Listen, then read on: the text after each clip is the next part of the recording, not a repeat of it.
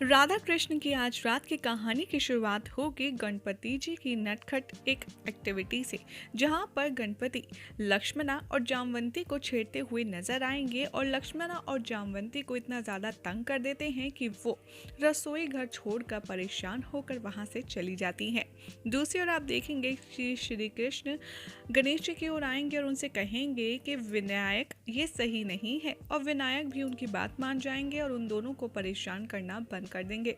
लेकिन ये सारा वाक्य जो होगा वो काफ़ी ज़्यादा हास्यपद होने वाला है, जिसमें विघ्नहर्ता गणेश को काफ़ी मज़ा आएगा। दूसरी तरफ आप देखेंगे कि श्री कृष्ण जामवंती के पास जाएंगे और उनसे खीर बनाने के लिए निवेदन करेंगे, लेकिन जामवंती सीधा मना कर देती है।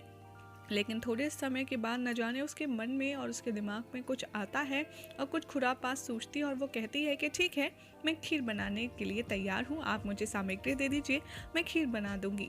दूसरी ओर आप देखेंगे कि शाम गोपाल के पास जाता है और आदि योगी के पास उसे लेकर के आता है खीर बनाने के सामग्री जुटाने के लिए। तभी गोपाल ऊपर लटकी हुई मलाई देखता है और वो शाम से कहता है कि हमें वो मलाई लेनी पड़ेगी ताकि हम उससे राधा के लिए स्वादिष्ट खीर बना पाएं। शाम कहता है कि वो तो बहुत ऊंचाई पर है, आखिर हम उसे कैसे लेंगे।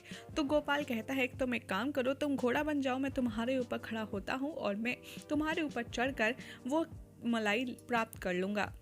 शाम भी राजी हो जाता है और गोपाल शाम के ऊपर चढ़कर उसे घोड़ा बनाकर मलाई उतार लेता है और राधा के लिए स्वादिष्ट खीर बनाने की तैयारी करने लगता है। दूसरी तरफ आप देखेंगे कि श्री राधा गोपाल से बहुत ज़्यादा रुष्ट होती हैं, क्योंकि उन्होंने गोपाल से मिलने का बहुत ज़्यादा मन बनाया था। गोपाल तो उनसे मिलना तो दूर, उनकी बात तक नहीं सुनता है, और इसीलिए गोपाल के बारे में सोच सोच कर राधा बहुत उदास होती हैं और उनसे रुष्ट भी होती हैं।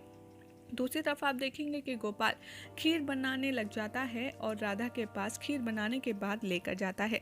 राधा को इस तरीके से गुस्से में आग बबूला होता देख गोपाल पहले से थोड़ा घबरा जाता है, लेकिन फिर गोपाल कहता है कि देखिए राधा जी, मैंने आपके लिए क्या बनाया है, मैंने आपके लिए खीर बनाई है। तभी वहाँ पर राधा प्रसन्न हो जाएंगे और पीछे पीछे शाम भी आएगा राधा की कुटिया में, और वो श्री कृष्ण की बनाई हुई खीर लाता है जो जामवंती ने बनाई होती है, और वो कहता है, ये लीजिए राधा, पिताश्री ने आपके लिए खीर भिजवाई है।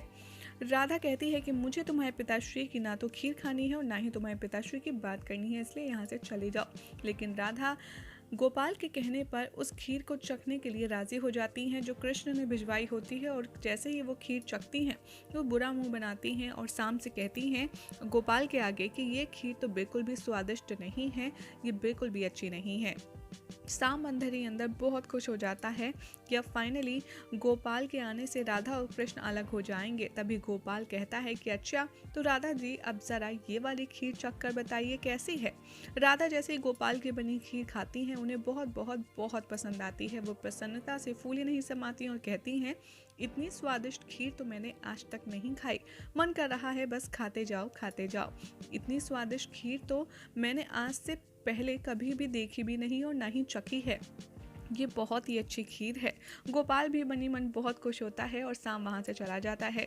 गोपाल राधा के मध्य थोड़ी बातचीत होती है, जिसके पश्चात गोपाल वहाँ से जाने की अनुमति लेता है, लेकिन राधा को गोपाल को जाता देख बहुत ज़्यादा बुरा लगता है।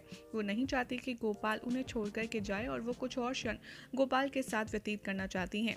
गोपाल जैसे ही कुटिया से बाहर निकलता है, राधा दौड़ती हुई उसके पीछे जाती हैं और कहती हैं, गोपाल, तुम जो सुनने आए थे वो सुनोगे नहीं कि मेरे मन में क्या है।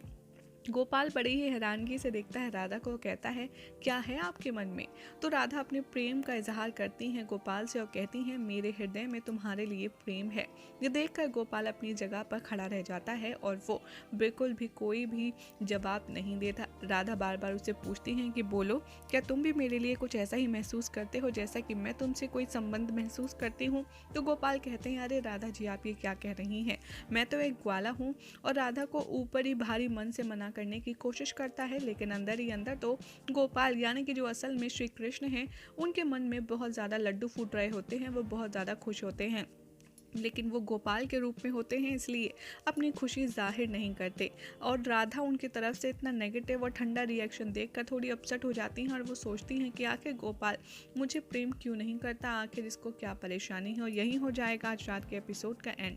कल रात के आने वाले एपिसोड में आप देखेंगे कि श्री कृष्ण राधा रानी को दाव देते हुए नजर आएंगे और चैलेंज करते हुए कहेंगे कि आने वाले इन 7 दिनों में तुम मुझसे प्रेम करोगी और इन सब के समस्त आकर कहोगी कि तुम मुझसे अधिक प्रेम करती हो और मेरे अलावा तुम किसी और से प्रेम कर ही नहीं सकती, क्योंकि राधा तुम मुझसे प्रेम करती थी, तुम मुझसे प्रेम करती हो और मुझसे ही प्रेम करोगी। यही सब इंटरेस्टिंग ट्विस्ट और टर्न आने वाले हैं सोमवार के एपिसोड में, जिसमें ये सारी कहानी देखनी होगी। काफ़ी ज़्यादा इंटरेस्टिंग कि आखिर श्री कृष्ण 7 दिनों के अंदर राधा रानी की खोई हुई स्मृतियाँ कैसे लौटाते हैं।